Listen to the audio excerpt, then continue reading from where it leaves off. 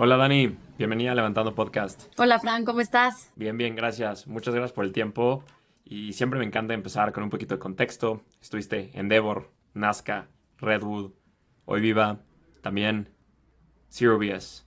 ¿Nos puedes contar un poquito cómo se da toda esta trayectoria para llegar a inversionista desde Zero BS? Claro que sí. Pues muchas gracias por la invitación. Muy contenta de estar aquí. Y sí, justo te cuento un poquito el contexto de por qué estoy hoy en donde estoy. Prácticamente yo desde chiquita he tenido este espíritu y este tema de poder crear un impacto y cambiar las condiciones de quienes tienen menos oportunidades y poder acercar oportunidades, ¿no? Un tema quizás un poquito como de oferta y demanda de oportunidades. Estudié economía y desde ahí pues quería hacer algo que impactara de manera positiva, sobre todo a este sector de la población que quizás no ha tenido las mismas oportunidades que yo tuve. Y quise hacerlo a través de política pública.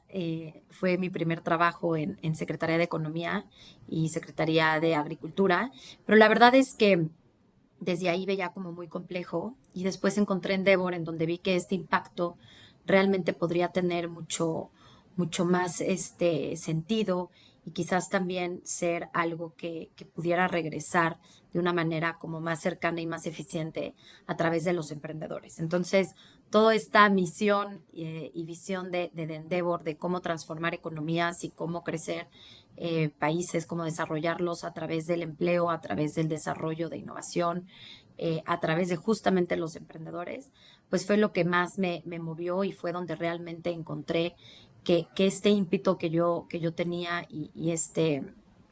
esta misión de poder generar mejores condiciones, pues tomaba ya como algo de sentido.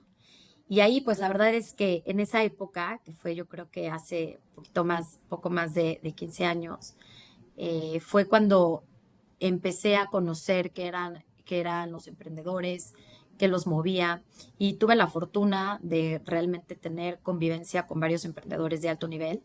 Te digo que ahí todavía no empezaba toda esta ola de compañías de tecnología acá en México, todo este fenómeno que se empezó a dar justamente hace como 15, como 13 años.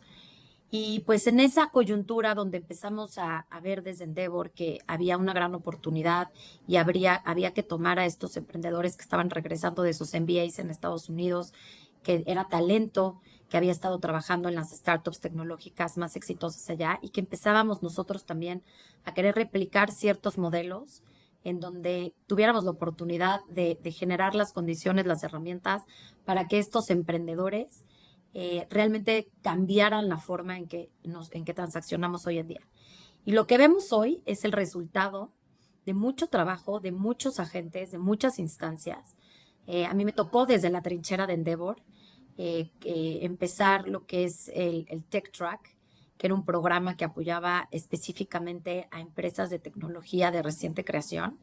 De los graduados más exitosos está Clip, y era una manera en la que en Endeavor decíamos, oye, estas empresas son diferentes, estas empresas tienen diferente ciclo de vida, estas empresas necesitamos apoyarlos de una manera más rápida, más eficiente, más puntual y creamos todo el ecosistema tanto de mentores de tecnológicos como las alianzas con las diferentes instancias para poder apoyar a este tipo de emprendedores. Y ahí lo más importante era esta falta de capital que había. Había una escasez de capital y sobre todo capital que fuera y tuviera las mismas condiciones que se estaban esperando para ese tipo de emprendedores y esa etapa en la que se encontraban. Entonces, ahí pues entraron muchos otros agentes, el Amexcap, el INADEM, entró también Fondo de Fondos y pudimos ir construyendo el ecosistema y sobre todo estas bases de lo que tenemos hoy en día. O sea, hoy en día es el reflejo de mucho trabajo, de mucha frustración, de varias heridas que tuvieron varios emprendedores o varios jugadores como el caso en donde a mí me tocó en Endeavor. Pero pues hoy en día, por ejemplo, el portafolio de Endeavor, pues prácticamente el 80%, o sea, se transformó, el 80% ya son startups, empresas de tecnología, scale-ups, y pues es realmente lo que está la tendencia a nivel global, ¿no? Ya hablando ya de los grandes números, bueno, más bien no de los grandes números, sino de los mercados públicos.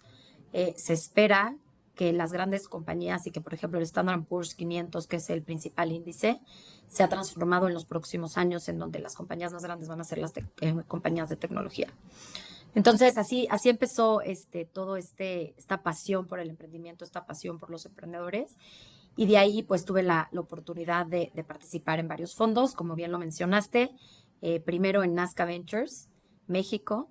Después me tocó abrir la oficina de Nazca en Colombia.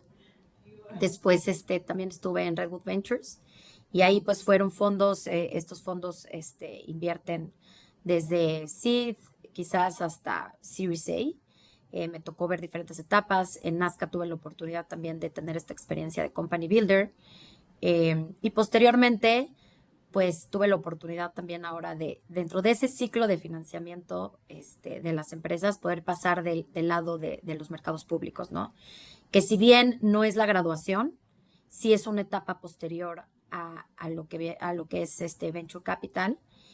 Y pues desde aquí, pues estoy muy involucrada todavía con el sector de emprendimiento y de capital, sobre todo por lo que hago en Viva, en la Bolsa Institucional de Valores, pero también a través de Zero Bullshit, que es este fondo de emprendedores para emprendedores. Somos una startup que invierte en startups y que trae una historia de todos los aprendizajes y de todas las incomodidades que se vivían en una etapa de emprendimiento diferente a la que estamos viviendo ahora.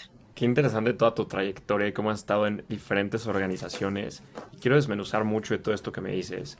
Y primero quiero ver tu perspectiva de cómo ha cambiado el ecosistema. Llevas más de 10 años estando aquí.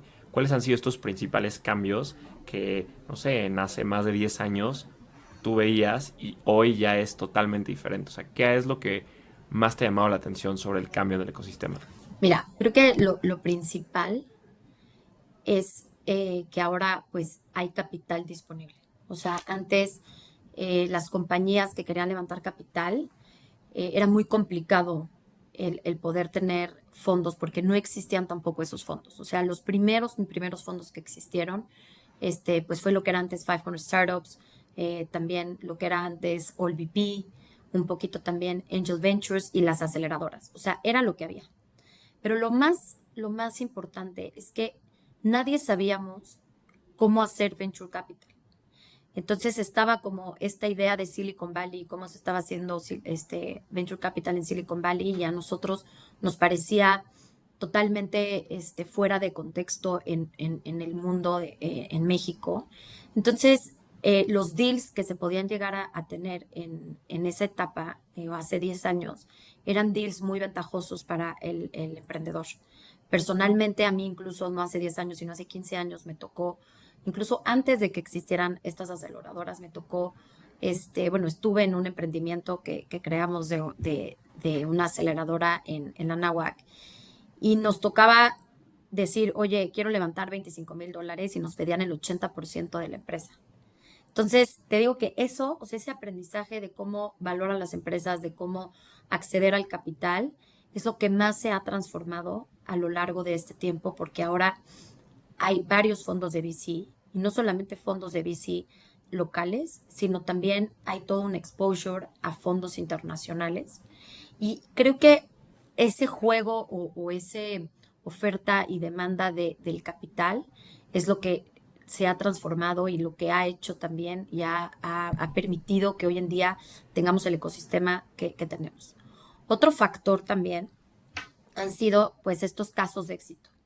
Antes pues había los primeros, o sea, los que fueron pioneros pues son los que tuvieron que romper barreras, son los que tuvieron que abrir brecha, y pues hasta hoy, ya teniendo estos casos de éxito, te diría que obviamente se ha incentivado el número de empresas, el número de personas que quieren ser emprendedores y que realmente están haciendo algo innovador o haciendo algo diferente.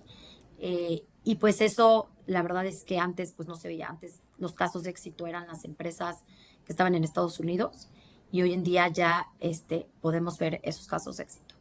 El otro tema que viene derivado un poco de estos casos de éxito es el efecto multiplicador.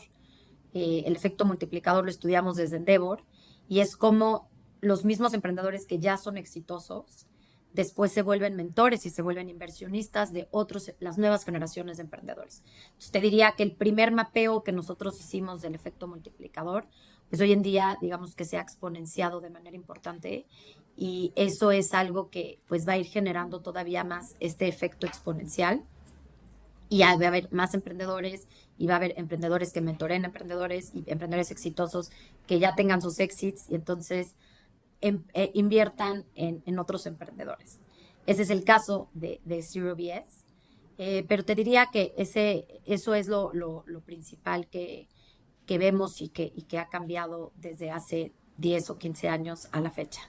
Entrando al tema de Zero BS, o sea, son varios emprendedores, invirtieron en emprendedores. ¿Cómo manejan esta relación entre ustedes y poder tomar decisiones para invertir en X o Y startup, ¿no? Son varios venture partners o no sé cómo sea la estructura interna, pero ¿cómo manejan ustedes llegar a una decisión final e invertir en X o Y startup? Mira, Zero BS nace justo buscando que todos los fundadores tengan un proceso de fundraising mucho más rápido, confiable y eficiente, que obviamente viene derivado de muchos aprendizajes que se tuvieron en el ecosistema en los primeros años, que pues al final del día el poder, digamos que lo tenía mucho más el inversionista que el emprendedor, y pues había prácticas que quizás no eran las más óptimas o las que más le daban ventaja a los emprendedores. O sea, déjate darle ventaja, o sea, que respetaban ciertos valores o ciertos criterios que tenían los emprendedores en ese momento. Entonces, al final, yo te diría que nosotros somos un fondo en las etapas más tempranas. O sea, realmente creemos que en estas etapas había un espacio para poder invertir de esta manera en donde el emprendedor en esa etapa pues está en lo muy llamado Valle de la Muerte y pues necesita la inversión de manera rápida, de manera confiable, que si realmente le dices un sí, vayas por ese sí. Entonces, digamos que el statement de nosotros en Zero BS es que te podemos invertir en menos de 8 días después de que hagas el pitch. Entonces, haces el pitch con nosotros, hacemos un due diligence no tan exhaustivo, sobre todo porque sabemos que pues es una etapa temprana y hay ciertas cuestiones que pues no puedes analizar en esa etapa, pero sí le puedes brindar al emprendedor esta tranquilidad de que tenga este dinero y que ese dinero atraiga más dinero en esta etapa. Entonces nosotros empezamos invirtiendo $25,000 en el primer fondo. En el segundo fondo invertimos hasta $150,000 de ticket de inversión. Y pues lo que nos caracteriza es que somos founder friendly, damos un fuerte soporte en términos de todo el ecosistema que tenemos de venture partners y de los mismos general partners del fondo, en donde se le puede agregar mucho valor a los emprendedores y somos rápidos. Las decisiones, nosotros ha cambiado y también hemos evolucionado en la manera de tomar estas decisiones. Te diría que en un principio todos los que estábamos en el fondo, que éramos aproximadamente más de 20 personas, tomábamos las decisiones de manera conjunta y tenían que ser prácticamente decisiones unánimes. Y ahora tenemos un sistema en el que los emprendedores aplican a Zero BS. Los general partners, que somos 9, revisamos esos decks de inversión y votamos para que pasen a pitch o no. Y después de que pasan a pitch, también se hace otra votación. Y prácticamente tiene que ser una mayoría. Y con eso ya nosotros podemos tomar la decisión de inversión. Se hace el due diligence en 8 días, que prácticamente es un due diligence legal. Y en 8 días te podemos decir que si invertimos o no. Entonces le quitas ese estrés, esa incertidumbre a los emprendedores que están en esa etapa, que son etapas mucho más vulnerables que quizás etapas posteriores. Como fondo de VC, ¿cómo crees que se refleja este mismo estrés que viven los emprendedores al levantar capital al tú ser un VC y levantas capital? Es el mismo. O sea, al final del día, estos procesos de fundraising son bastante complejos. El primer proceso de fundraising en el que me tocó participar y apoyar fue en México, en Nazca, México. Y es muy curioso porque vas viendo cómo también del lado del inversionista y del lado de los fondos va cambiando esta manera de levantar capital, esta composición del fondo de diferentes tipos de inversionistas. Hay evolución también en el tipo de inversionistas, pero te diría que el primer fondo de Nazca tenía pues prácticamente, si no me equivoco, pero pues entre 20 y 35 limited partners. ¿Por qué? Porque los tickets eran pequeños, porque la gente, el asset class de venture capital, pues todavía no tenía esta seguridad, todavía no tenía esta certidumbre para que otros, o sea, para que inversionistas o family offices quisieran invertir. Entonces, se tuvieron que ir generando estos incentivos. Algo que ayudó muchísimo fue el INADEM. En el INADEM, tú podías llegar a tener hasta un fondo de 100 millones de pesos. Y entonces, si tú levantabas 50 millones de pesos, el INADEM ponía otros 50 millones de pesos. Entonces, de esa manera se pudieron levantar estos primeros fondos de esa cantidad. Hubo muchos fondos que se levantaron, los usual suspects que ya conocemos levantaron sus fondos de esta forma. Y algo que tenía de incentivo esta política y este programa del INADEM era que te daban la oportunidad de poder solamente regresarle lo que es el hurdle rate al INADEM y a NAFI. Entonces, tú como fondo, todo el remanente de ese LP que representaba el 50%, se lo traspasabas a tus inversionistas actuales.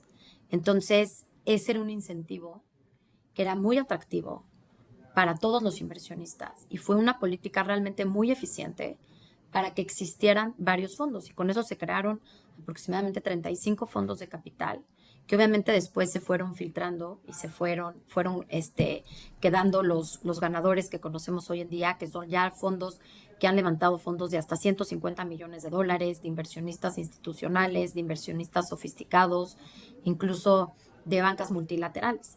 Entonces, la composición de inversionistas, los montos y los incentivos que había en una etapa te digo, a principios, cuando empezaban estos primeros esfuerzos de levantamiento de capital, a lo que es ahorita, pues es totalmente diferente, ¿no? Los incentivos, las reglas, los tipos de vehículo también son totalmente diferentes. Antes, pues todos teníamos lo que es el fideicomiso de administración en México. Hoy en día, pues ya son estructuras en el extranjero, en Caimán, ya son estructuras en Canadá, son estructuras que tienen una estructura transparente, mucho más sólida de lo que se tenía con los fideicomisos de administración aquí en México. Entonces, te diría que sí ha habido también una evolución. El estrés, digamos que pues es también el mismo, porque por un lado tienes que estar levantando capital para poder invertir, pero por otro lado necesitas el pipeline y el deal flow y las inversiones para poder mostrar que realmente estás teniendo este track record. Y sobre todo los inversionistas, lo que más les interesa es el tipo de empresas en las que inviertes. Entonces, por un lado tienes que ir manejando las dos pelotas, ¿no? Ir generando deal flow, pero con la expectativa a los emprendedores correctas. O sea, si todavía no tienes capital para invertir, pues vas generando estas relaciones, vas construyendo de la mano con los emprendedores, pero con esta expectativa de que todavía no tienes el dinero, ¿no? Y a la vez más vas mostrando este potencial pipeline con los inversionistas. Y entonces tienes que ir equilibrando y balanceando para que llegues al punto óptimo en el que pues sí tengas el capital para invertirles, pero sigas teniendo estas oportunidades y no se te vayan de las manos. Entonces, te diría que sí también es muy estresante. A mí me tocaron pues esos primeros años de Nazca en donde pues tienes un management fee y ese management fee es fijo, ¿no? Y ese management fee está 100% correlacionado al monto que tú tengas en tu fondo. Entonces, pues entre más levantas y entre más llegues a la meta del tamaño del fondo, pues vas a tener ese management fee. Y al final del día, pues tú también tienes el estrés, ¿no? De ver a las compañías, de todo lo que es el proceso del fondo. Y aquí sí no depende de que vendas más o menos o que traigas más negocios, simplemente depende de que logres el target del tamaño de fondo, que haga sentido con los economics que tienes del fondo, con la gente que vas a contratar. Y te diría que en esos primeros años nunca es fácil.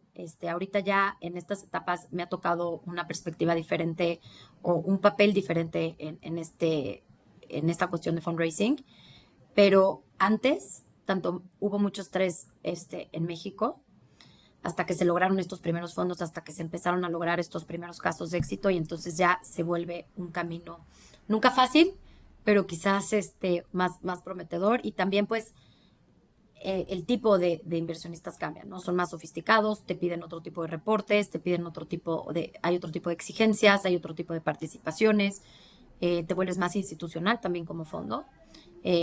Sobre todo también, por ejemplo, si es un fondo que obtiene recursos del mercado público.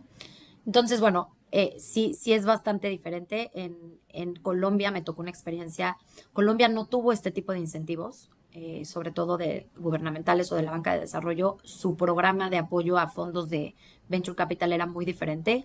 Y si bien tienen a Bancoldex, estaba también Impulsa, pero su programa era de apoyo a gastos preoperativos del fondo, lo cual también es muy positivo, pero no movió la aguja a incentivar realmente a las familias importantes, a los ángeles inversionistas allá, a que hubieran estos fondos. Y si tú comparas México con Colombia, en México tenemos un ecosistema de venture capital mucho más desarrollado versus el colombiano, en donde existen pues algunos family offices con ciertos fondos de VC y prácticamente 2 o 3 VCs.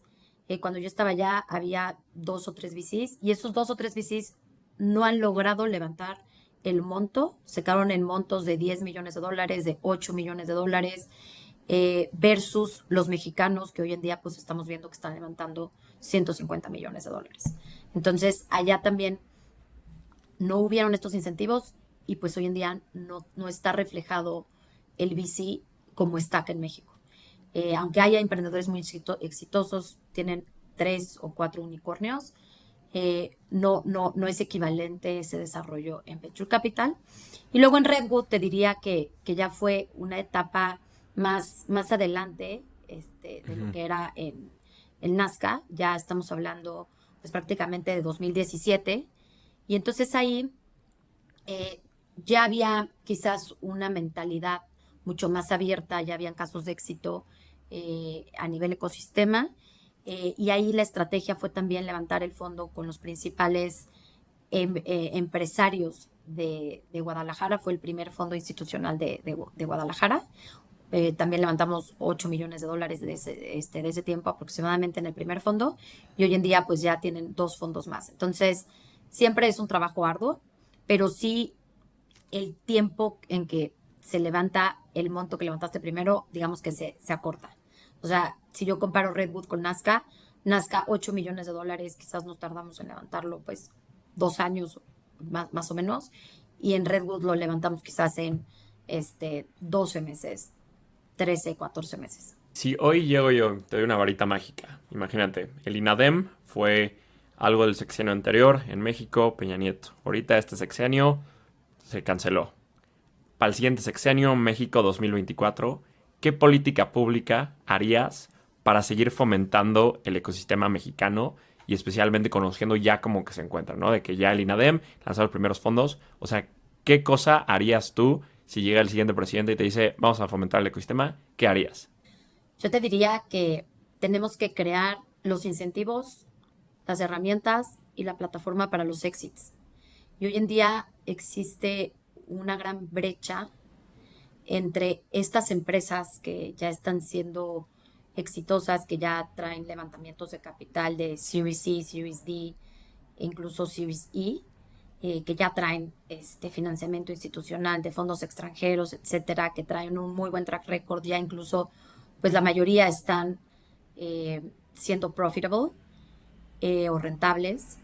Yo te diría que necesitamos generar política pública que incentive la inversión institucional a través de los mercados públicos y los mercados bursátiles para poder tener exits que realmente, o sea, estas salidas de estas empresas, y que realmente tengamos un mercado bursátil eficiente, así como se empezó a dar en todo el tema del ecosistema emprendedor, que pueda cubrir estas necesidades de los fondos y de los emprendedores. O sea, hoy en día, pues ya estamos hablando que tenemos 10 años, digamos, como ecosistema, ¿no? O como ecosistema que tiene mucho más solidez.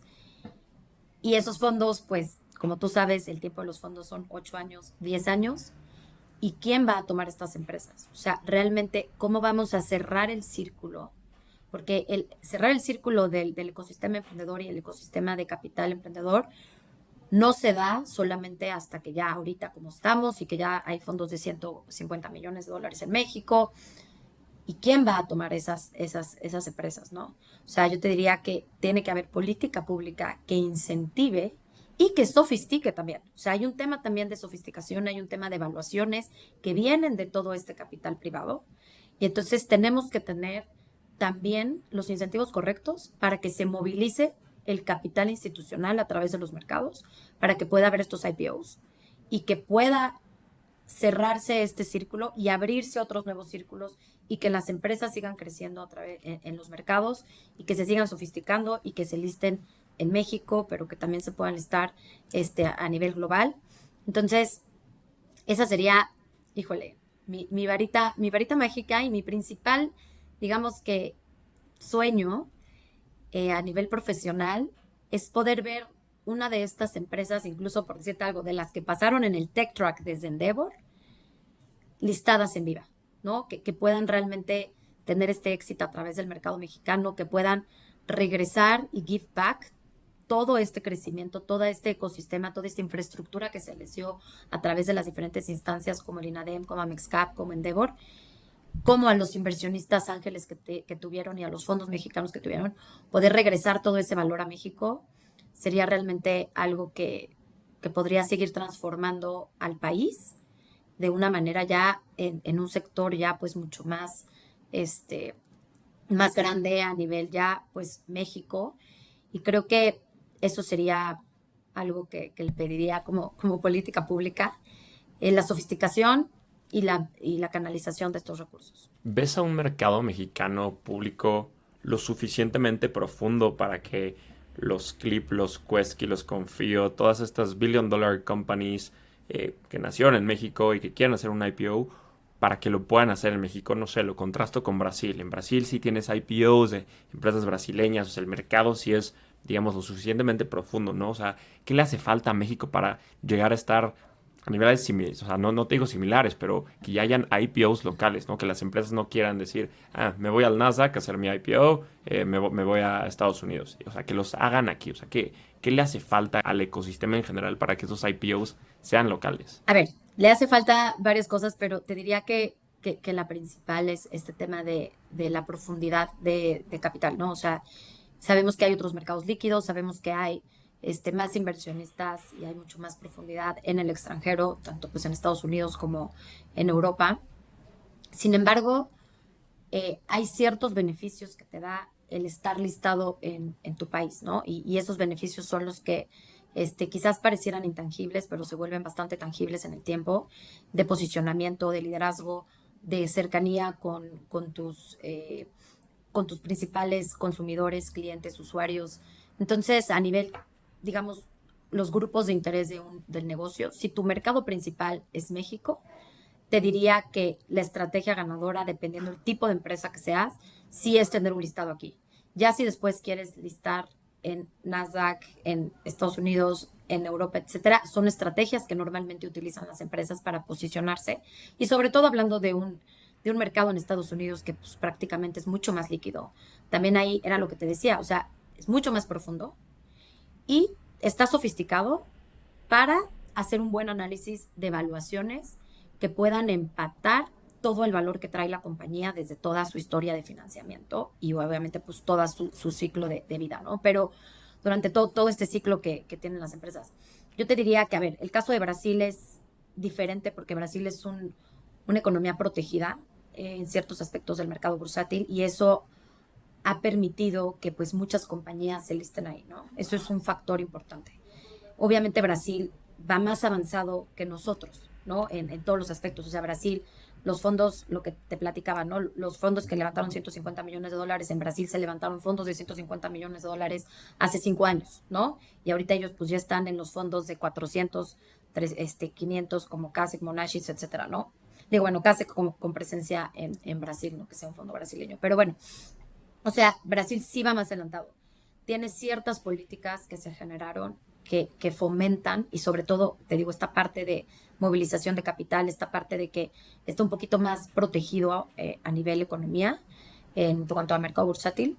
Acá lo que necesitamos realmente es que haya equipos más sofisticados de inversión, que haya también mucho más movilización de capital institucional hacia este mercado, pero que también haya evaluaciones de mercado y precios que sean justos, ¿no? Tanto para una parte como la otra. Y necesitamos obviamente también pues todas las herramientas que estamos trabajando en México. Obviamente listarte en Estados Unidos o en el extranjero tiene un costo mucho mayor de lo que es acá en nuestro país, pero te diría que estamos trabajando en eso y ya realmente creo que si unimos estos puntos de manera eficiente y en el momento correcto, podríamos empezar a ver compañías que incluso se listen full register en los dos mercados, ¿no? Las compañías más grandes. Va a haber otro tipo de compañías que quizás no son las 1 billion companies, que les haga sentido hacer su éxito a través de los mercados. O sea, está demostrado a nivel global que es la manera pues más eficiente, más transparente de obtener capital, de crecer, ya cuando estás en ciertas etapas, ¿no? Ya cuando pasaste ciertas etapas de fondeo. Entonces, yo espero poder ver estos casos próximamente. Estamos trabajando fuertemente en eso y creo que puede haber diferentes estrategias. O sea, no tiene que ser una u otra, no tiene que ser Estados Unidos o México, pueden ser las dos. Dani, antes de llegar a la parte final de la entrevista y de toda tu experiencia desde Endeavor, Nazca, Redwood, CRBS, Viva, ¿qué te hubiera gustado saber cuando empezaste a invertir? ¿Qué sabes hoy? Híjole, muy buena pregunta. A ver, ¿sabes? Un aprendizaje muy, muy importante que he tenido y que seguramente también el ecosistema ha tenido, sobre todo en etapas muy tempranas.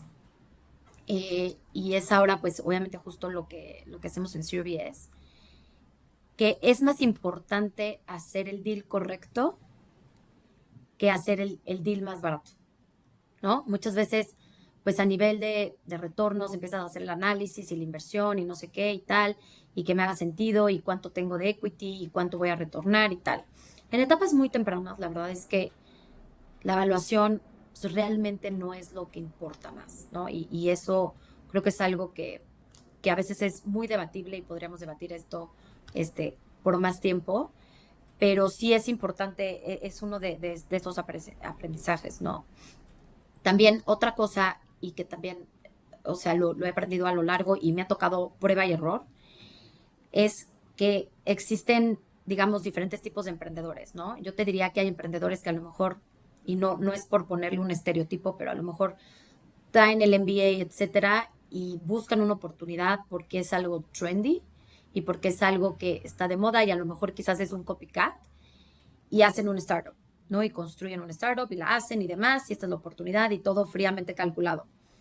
Y están los otros emprendedores que realmente son un poquito más como que con propósito en el sentido de que su misión, su visión, de que hay algo que les está molestando del mercado, lo identifican, son apasionados, han tenido cierta experiencia en eso, y entonces eso hace que se maximice la oportunidad, eso hace que la empresa pueda realmente crecer. Y quizás a estos emprendedores, como no lo calcularon fríamente y más bien es un tema, pues te diría, de gut o de inteligencia intuitiva, pues muchas veces pueden pivotear, pueden hacer otro tipo de negocios, pero al final llegan a donde tienen que llegar, ¿no? Y no es una regla. O sea, si nos ponemos a evaluar los tipos de emprendedores, hay éxito de los dos lados, ¿no? Y sobre todo, te diría que los emprendedores que les ha tocado trabajar, ¿no? O sea, que han tenido experiencias, por ejemplo, pues las mafias, ¿no? O sea, ex Linio, ex PayPal, ex Stripe, etc. Esos emprendedores que traen como ex Rapis, estas experiencias emprendedoras tienen mucho valor. Te diría que no hay una combinación perfecta, pero de los emprendedores que más admiro, pues hay unos que tienen MBA y que trabajaron en investment banking, hay otros que son ex consultores, tienen MBA y trabajaron en alguna de estas startups tecnológicas del extranjero. Entonces, lo más importante es que yo te diría que sí, yo me voy más por el que tiene el drive por la tesis, por el problema, que por el otro tipo. El otro tema es que también muchas veces tenemos este bias y que muchas veces, o sea, bueno, no muchas veces, pero este bias puede llegar a ser nuestro peor enemigo, ¿no? Entonces, creo que está bien aprender de los errores, pero tenemos que a veces saber cómo acortar este bias. Y a ver, en inversiones ángeles, te doy un poco de estadística, pero muchas veces te toca ver pues 100 compañías y solo inviertes en una. Y esa es una frase de un inversionista famoso, pero en Zero Bullshit nosotros hemos, desde mayo hasta la fecha, o sea, aproximadamente 12 meses, hemos tenido 900 aplicaciones aproximadamente y hemos invertido en 9 compañías.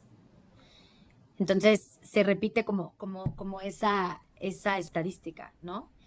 Y creo que también es importante, pues, este tema del network. Los mejores deals normalmente llegan por recomendación de otros emprendedores y entonces por eso es tan importante esta capacidad que tú tengas como inversionista, desde un fondo de Series A hasta un fondo de growth, hasta un fondo ángel, hasta tú mismo como ángel inversionista, de realmente poder ver al emprendedor desde su persona, desde qué necesidades tiene, tener empatía con él y entonces poder ver cómo maximiza sus oportunidades en vez de minimizar tus riesgos. Y eso yo creo que es la máxima con la que yo me quedo de toda la experiencia que he tenido como sobre todo inversionista y también desde los ojos de los emprendedores con la experiencia que también he tenido desde Endeavor. Sería eso, ¿no? Y que obviamente, como bien dice Warren Buffett, es bueno aprender de tus errores, pero es mejor aprender también de los errores de los demás. Entonces creo que me quedo con eso. Súper interesante, ¿no? Qué buenos aprendizajes y me ayudan bastante yo que ando empezando mi carrera dentro de VC. Y sí, se me guardó mucho hacer el deal correcto, ¿no? Es como, si entraste en todas estas empresas que hacen Nubank, ¿no? Por ejemplo, si entré a una evaluación de 10 o 20 millones, sí, tu retorno iba a ser más, pero entraste en la compañía correcta, ¿no? Y este tipo de cosas. Dani, llegamos a la parte final de la entrevista. Te voy a hacer unas últimas preguntas donde te pido que la respuesta sea lo más breve posible. ¿Preparada? Listo. ¿Cuáles son las tendencias que más te emocionan como inversionista? Híjole, yo creo que inteligencia artificial es una tendencia que creo que va a transformar muchas cosas, todo este tema de automatizar, obviamente todo el tema también logístico, obviamente fintech, marketplaces, quizás eso es lo que más, y sobre todo, a ver, software as a service como modelo de negocio. Software as a service, que haya un subscription models, va a ser también, y sobre todo B2B. ¿Qué harías para fomentar las inversiones en los fondos de Latinoamérica? Mira, yo creo que es bien importante poder realmente platicar las historias no tan buenas, ¿no? O sea, y cuáles fueron los aprendizajes. Muchas veces en Latinoamérica tenemos esta tendencia a no querer aceptar y tratar de cubrir ciertos errores que se tuvieron. Entonces, creo que entre más y mejor hagamos este rol de aceptar cuáles fueron los errores y de realmente mostrarnos como somos y transparentes, podemos generar mayor confianza, ¿no? Creo que también hay un tema de gobernabilidad, o sea, de gobierno corporativo, que creo que a nivel como fondos pudieran ayudarnos. Y el otro que te digo es el tema de los exits, ¿no? O sea, poder realmente tener más y mejores casos de éxito hacia las salidas de capital, porque eso va a también generar mucho más confianza a inversionistas extranjeros para llegar a México. ¿Generalista o especialista? Generalista. ¿Qué consejo le darías a una first time fund manager? Yo creo que siempre trate si piensa que va a levantar capital en un año, que lo multiplique por 2. O sea, oye, voy a levantar el segundo fondo y lo vamos a levantar en 18 veces por 2. Y la última, ¿cómo ves a Zero BS dentro de 5 años? Híjole, esa es una muy buena pregunta. Ahorita estamos creando pues este ecosistema de emprendedores invirtiendo en otros emprendedores y también algunos entusiastas del ecosistema, pero principalmente queremos que que este fondo sea de emprendedores para emprendedores, ¿no? Y que se genere este network effect dentro del mismo fondo. Entonces, yo te diría que yo lo veo como justamente este tema del multiplier effect que platicábamos, ¿no? En donde empiezas con emprendedores invirtiendo en otros emprendedores y mentoreándolos, pero luego los que tú ya invertiste en Zero BS se pueden también convertir en inversionistas de Zero BS. Entonces te diría que sería el fondo del multiplier effect en cuanto al network, en cuanto a los emprendedores, en cuanto al valor que se genera en todas esas relaciones, en todas esas conexiones. Y quizás, pues siendo este fondo con este estandarte, y obviamente siendo un fondo, pues no de 3 millones de dólares, 5 millones de dólares, que es lo que estamos levantando ahorita, sino eso multiplicarlo también por 10 y por 100. Tener el Dani, primer exit en el mercado de una de las empresas de Zero BS, que por ahí yo creo que va a haber un par que lo vamos a ver en un futuro no tan lejano. seguramente. Dani, disfruté muchísimo platicar contigo. Muchísimas felicidades por todo lo que has hecho dentro del ecosistema y para el ecosistema desde todos lados y ahorita desde tu rol en Zero BS y en Viva, fomentando estas exits, que es algo que es súper necesario en el ecosistema. Mil gracias por el tiempo y muchísimas felicidades por todo lo que estás haciendo. Muchas gracias, Frank, que estés muy bien.